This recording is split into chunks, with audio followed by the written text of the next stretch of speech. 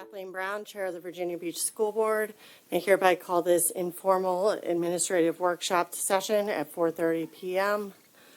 on this Tuesday, June 24th, 2025. At this time, Madam Clerk, would you please announce the roll? Thank you, Madam Chair. Present in the school board chamber are Chair Brown, Vice Chair Weems, Mr. Bowensteel, Mr. Callen, Mr. Cummings, Ms. Felton, Dr. Green, Ms. Melnick, and presently on Zoom is Ms. Rogers. And Ms. Rogers, for the record, can you explain why you're on Zoom and your location? I'm in Savannah, Georgia on a family vacation. Thank you. Thank you. At this time, we are on school board administrative matters and reports. Do any school board members have anything to report? Okay. Also, I forgot to announce for the record that Mr. Culpepper is on a flight that's landing at 5:10, so he will be joining us later. And Ms. Dwyer is on her way. And that brings us now to the Harbor Hope Center Progress Region 2 Recovery School Update, and we welcome Robert Jameson, Executive Director, Office of Student Support Services. All right. Well, good afternoon, Chairwoman Brown, Vice Chair Weems, board members, and Dr. Robertson. My name is Robert Jameson, Executive Director for the Office of Student Support Services, and the presentation this afternoon will be brief. My goal is to share key milestones achieved by the Harbor Hope Center Regional Steering Committee over the past couple of months. Recall my last progress report included actions through April 11th, so we will pick up there where we left off and share our progress to date. At the conclusion, I'll touch on the next steps the Regional Steering Committee will take to open our Region 2 Recovery School, and then I will take your questions. We remain optimistic the Harbor Hope Center will open its doors on September 2nd, aligned with Chesapeake's student calendar. So allow me to get started on the list of recent accomplishments.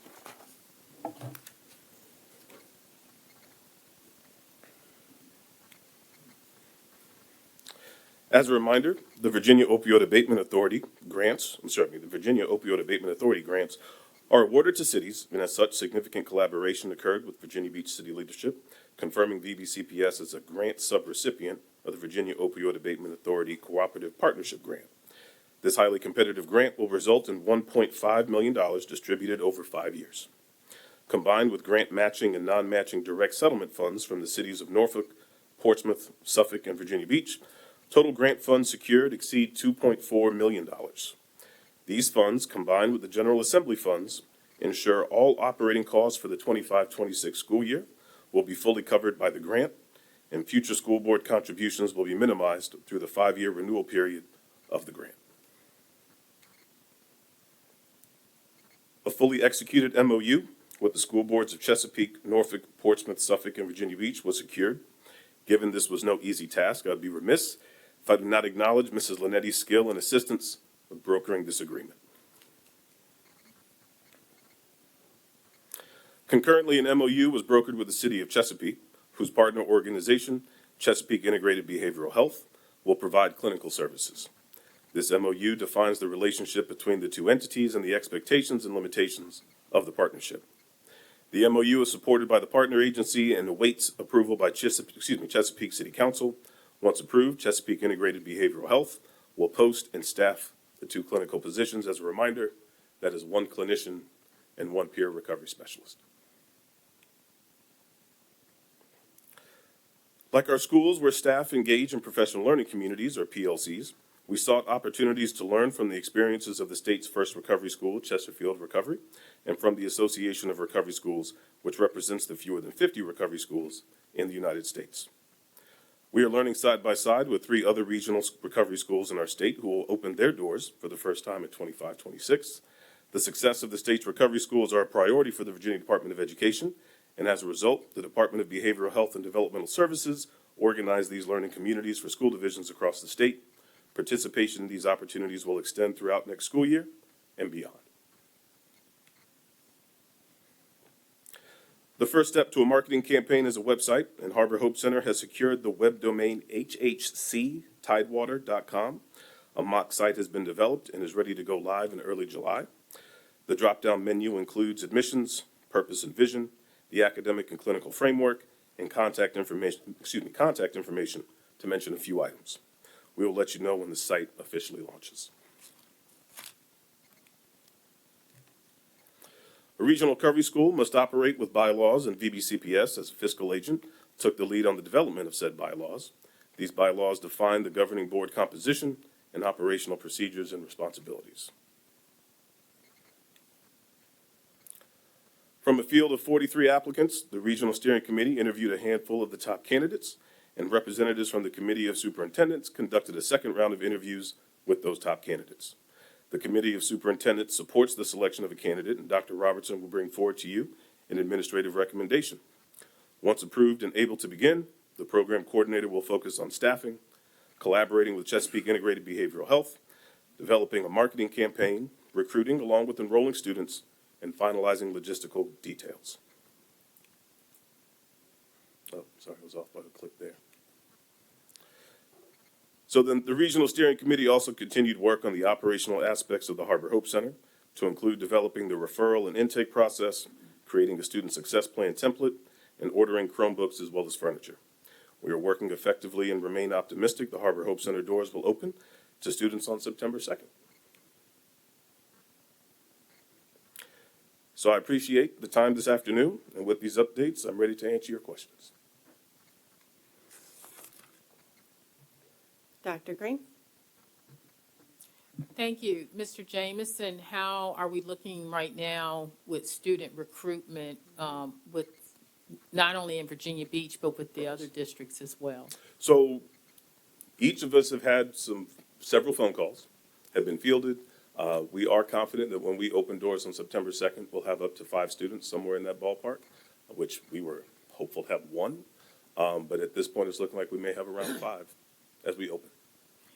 At some point, how will you and the other divisions be doing recruitment so that Yes. our communities will know that you're ready to receive students? So we have a flyer in the works with the support of our comms team here in Virginia Beach.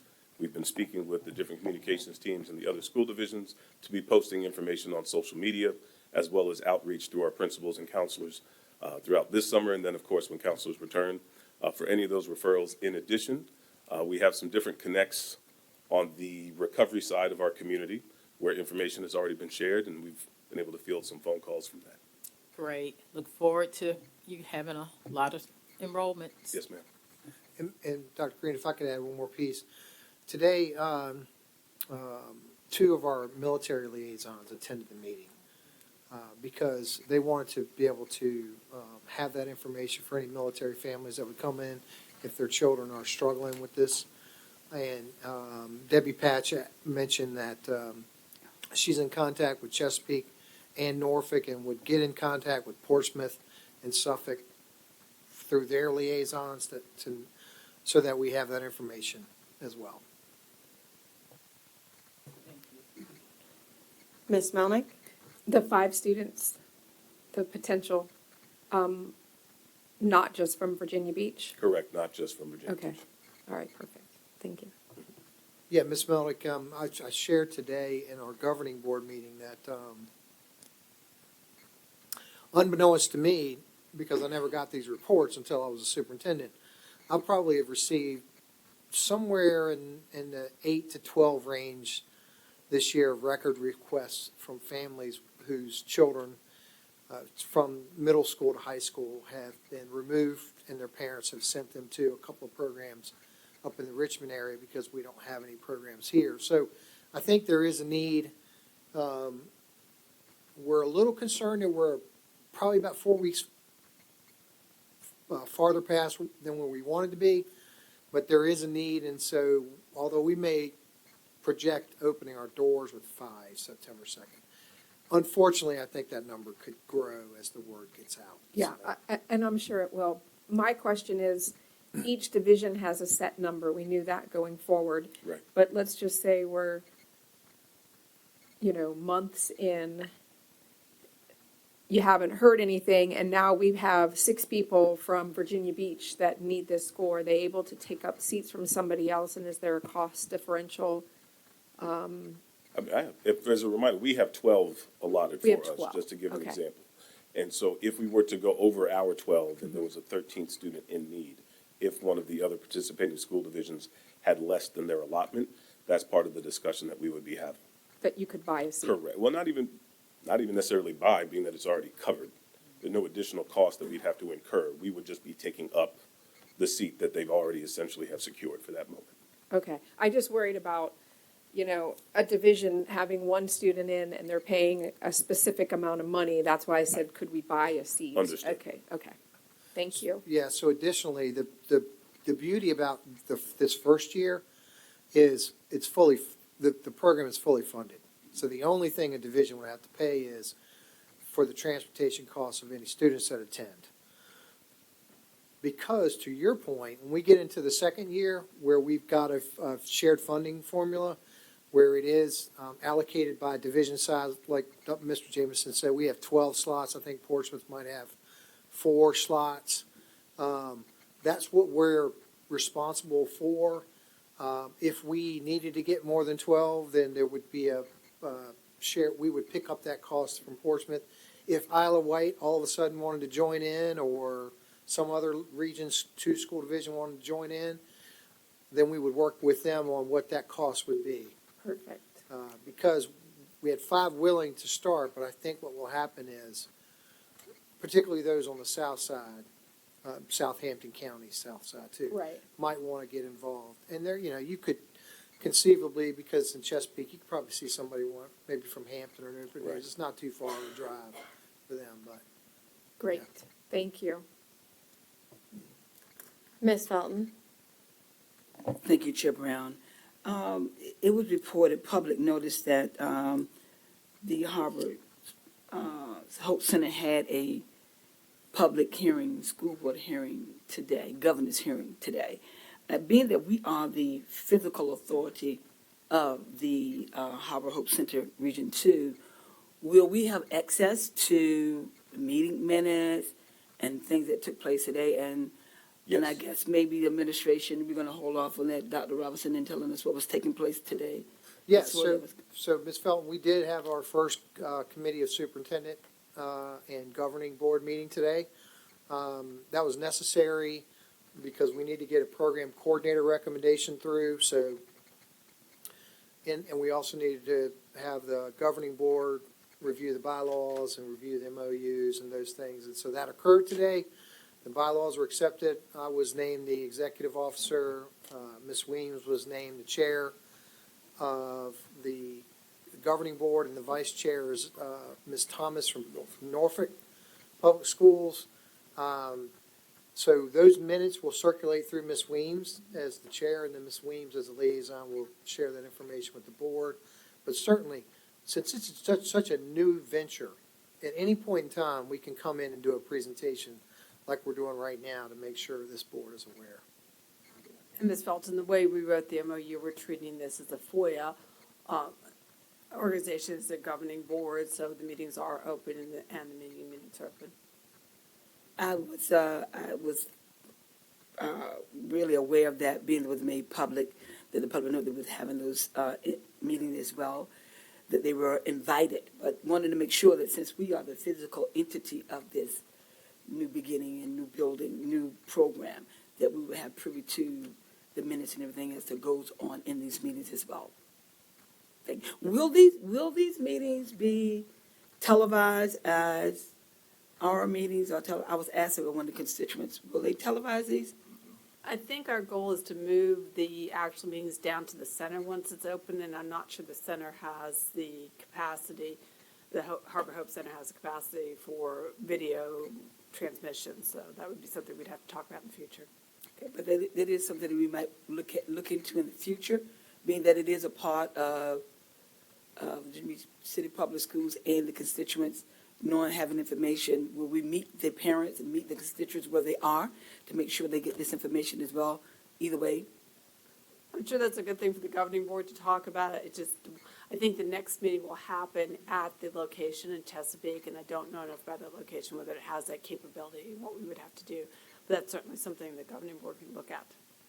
Okay, so the reason why I'm bringing these things up, because it can be confusing, being that we are the physical authority, but everything is taking place in Chesapeake.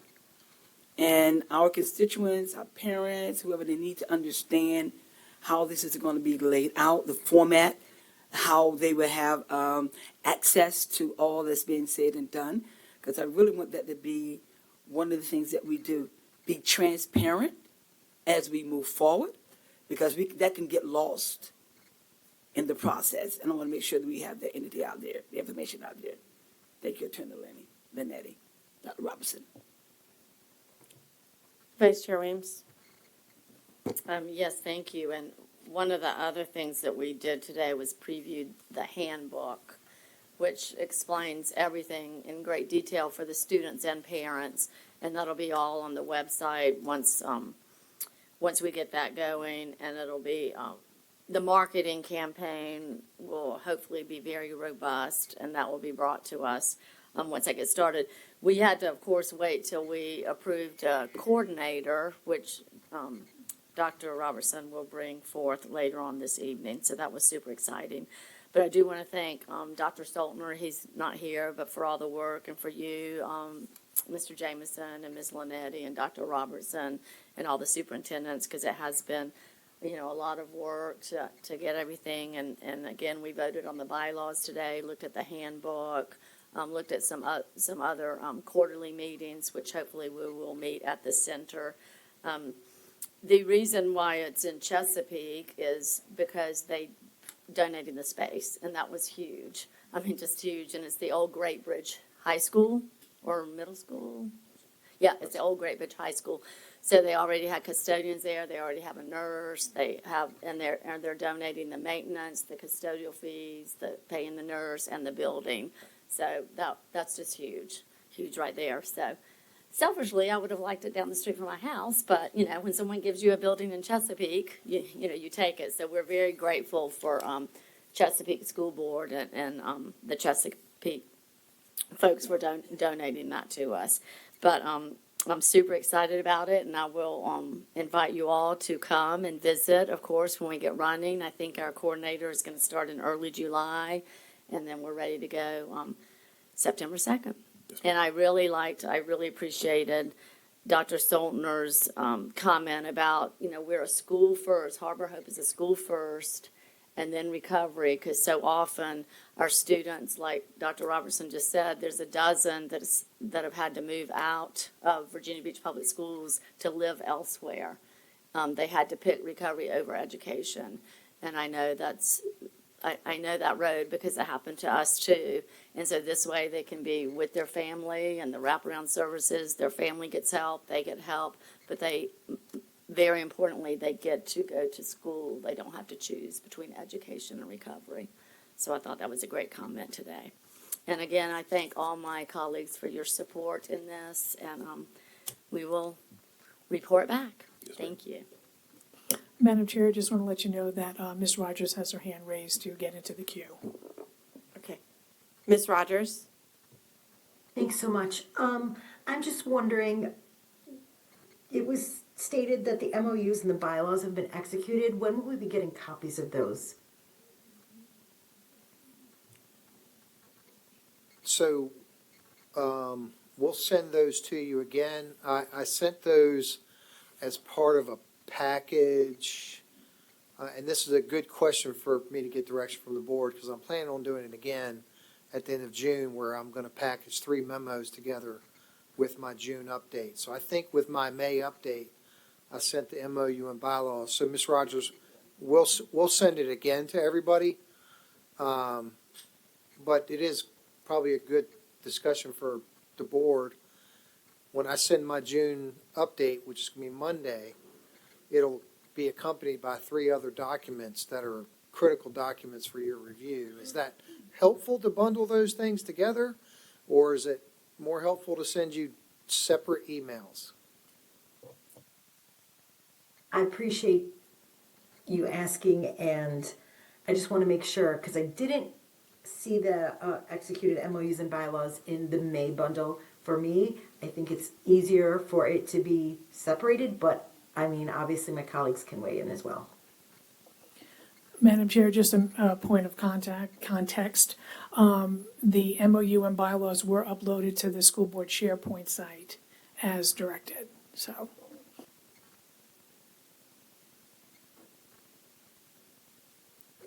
Okay, I'll make my comments once everybody else has had the chance to speak. Ms. Melnick? Not a question, but, so there are a lot of leaders in this little corner of the Commonwealth, but I just want to publicly thank the leaders in our division that have stepped up to do this work. Mr. Jameson, Dr. Saltner, particularly proud of our superintendent, and anyone who had a hand in this. And you said it in the beginning, but really a huge debt of gratitude to our attorney. I do know that MOU was daunting, cumbersome, any other language I could use to express that. With everything else we have going on in this division, the work you did, it does not go unnoticed, and I appreciate you.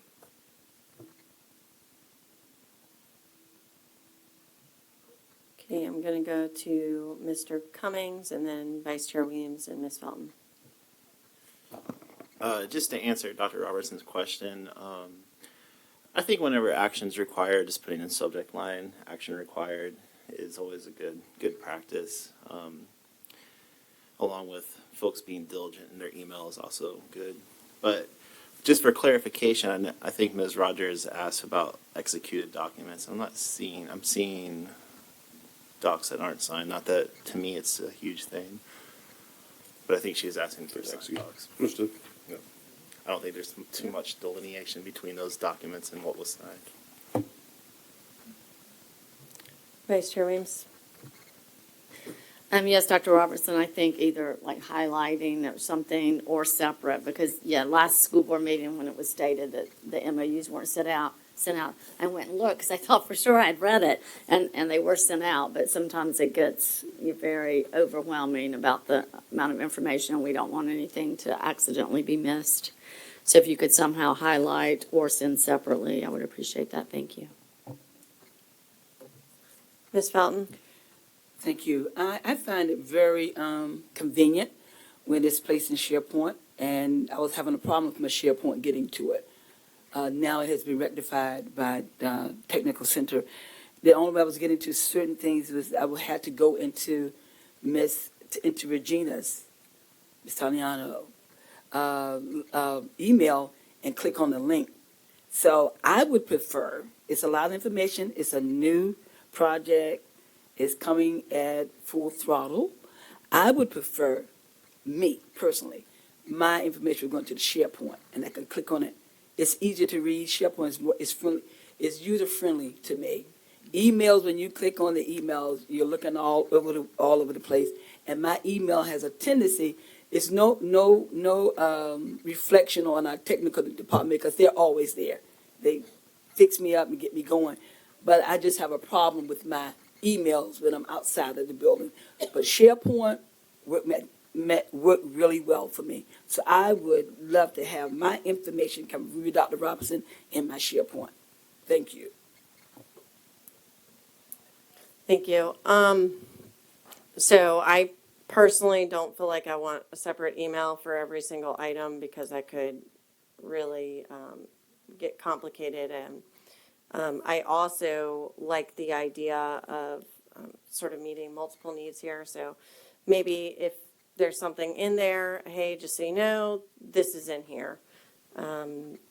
That way board members know to keep an eye out for that specific item, and then maybe also we can have that uploaded to SharePoint. I think that would help a lot of folks. And then, of course, board members, if they don't know where something is, they can most certainly reach out and you can tell them it was in your update. So those are my thoughts, and I don't see any other discussion, and there's no other hands raised. Okay. So I will do both.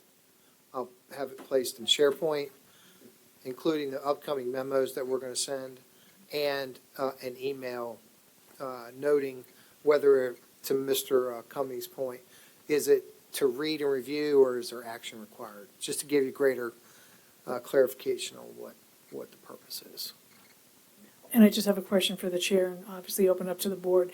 Would it be even more helpful to have a separate tab like we do for other items like FOIA, to have a separate tab on the side for just Harbor Hope Center? Would that be even more access to have everything in one spot?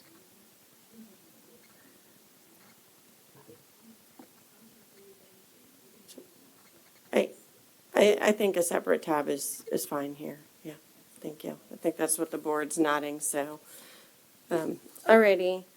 Thank you very much. I appreciate all of your work on this. This is very important. I'm excited about it. I would just ask that as a flyer becomes available, that maybe you could provide it to the board so that we can give it to the community members that we think could get it into the right hands Yes, ma'am. to generate some additional interest. So, thank you. Thank you. Okay, we are now on to the forecast of regular school board meeting agenda topics for the first quarter, 25-26, in your packet here so that you can review it, and I'm going to turn it over to Dr. Robertson. Yes, thank you, Madam Chair. So as you know, we have one meeting in July, and it's the retreat, and that agenda for topics was already discussed and approved, and so you have the topics here listed on the forecast, and you also have a schedule for that day. It includes the start time, the lunch time, the end time. Moving to our one meeting at this point in August, we've got two workshop items, summer programming review, where we're going to, some of the feedback I received in my evaluation was that the board really wanted to see achievement data. So part of that summer programming review is going to be sharing all the achievement data that we have available to us to include participation in our various programs. Then there'll be a summer staffing update.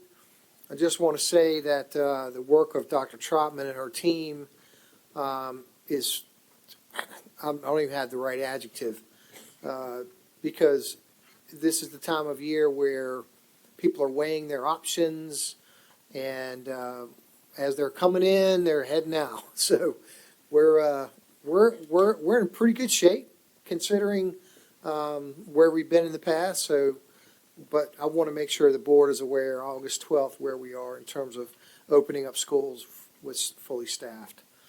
And then there's a couple of information items, a program evaluation schedule, and then two evaluation readiness reports. We move into September. There's going to be a school opening update. You know, one of the things that happens every summer is summer projects, renovations, maintenance, all those type of things. And although we will have been in school a couple of weeks, we want to let you know what the status of those projects are. And that'll be on the 9th. Also on the 9th, as you know, I've put together a CIP committee work group where we're looking at CIP projects and the CIP itself, as well as Prince Anne High School. We'll provide the board with a workshop update at the conclusion of that work, which would be September 9th. Then you go into information, and we got the 403B Oversight Committee membership and budget calendar. The second meeting in September, again, we're going to come back to you, staffing up for success and opening of school update to give you a real clear picture of where we are with staffing in all of our schools. And then their interim financial statements. So it's not a whole lot of meetings, not a whole lot of meetings in that first quarter, but that's what we have right now. And this is a planning document. As things emerge, we can certainly make adjustments, but this is where we're going, kind of as a preview at this point. Happy to take any questions. Any questions? Okay, and no hands raised, okay. Dr. Green? Dr. Robertson, when will we, and this may be information you may already be planning for, can get an update on the transition of Bayside Middle School, the closing of Jericho Road, and then how it's looking, with our students who will be transitioning to the middle school to make that a comprehensive middle school. Yeah, so Mr. Freeman, oh yeah.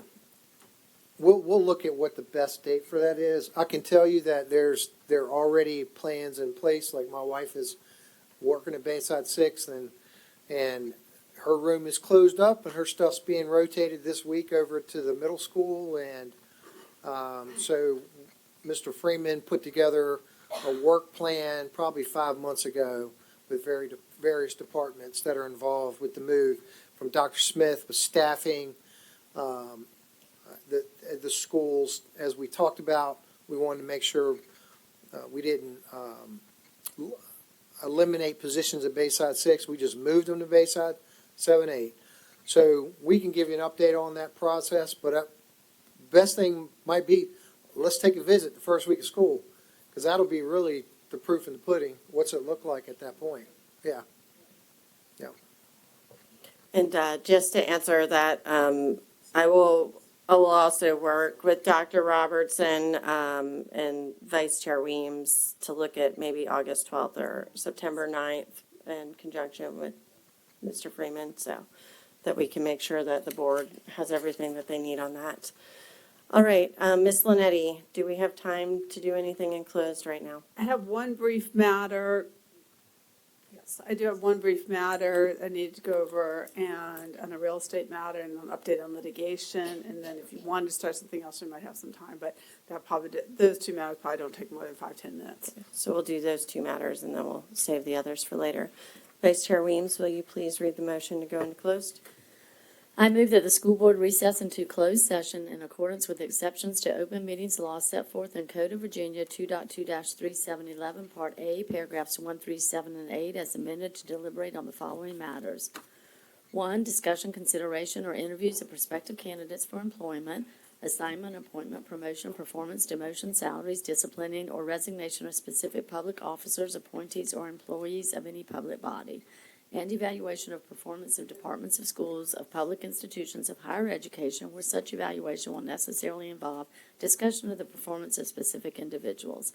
Any teacher shall be permitted to be present during a closed meeting in which there is a discussion or consideration of a disciplinary matter that involves the teacher and some student, and the student involved in the matter is present, providing that the teacher makes a written request to be present to the presiding officer of the appropriate board.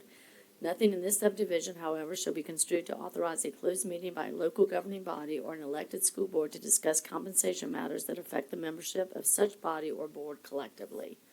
3, discussion or consideration of the acquisition of real property for a public purpose or of the disposition of publicly held real property, where discussion in an open meeting would adversely affect the bargaining position of negotiating strategy of the public body.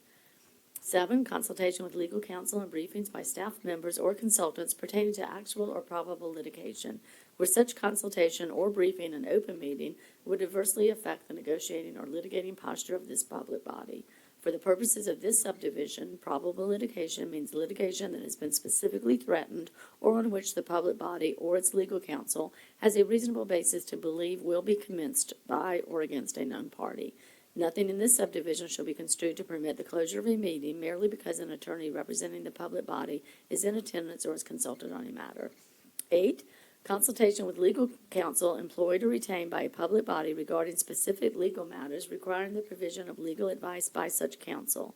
Nothing in this subdivision shall be construed to permit the closure of a meeting merely because an attorney representing the public body is in attendance or is consulted on a matter, namely to discuss A, superintendent's contract, B, discussion on property at Jericho Road, C, school board attorney evaluation, D, status of pending litigation or administrative cases, E, consultation with legal counsel regarding probable litigation and pending litigation matters. Motion made by Vice Chair Weems, seconded by Ms. Dwyer. Any discussion? Seeing none, I call for the vote to go into closed session. So, Madam Chair, we have 9 ayes. The motion did pass to go into closed. Thank you.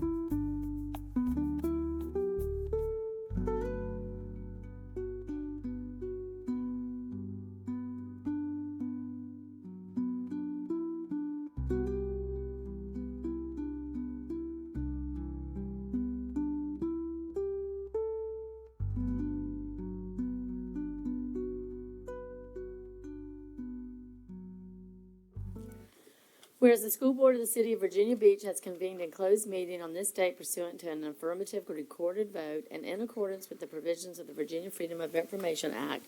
And whereas section 2.2-3712 of the Code of Virginia requires a certification by the school board that such closed meeting was conducted in conformity with Virginia law. Now therefore be resolved that the school board of the city of Virginia Beach hereby certifies that to the best of each member's knowledge, only public business matters lawfully exempted from open meeting requirements by Virginia law were discussed in the closed meeting to which the certification applies. And only such public business matters as were identified in the motion by which the closed meeting was convened were heard, discussed, or considered.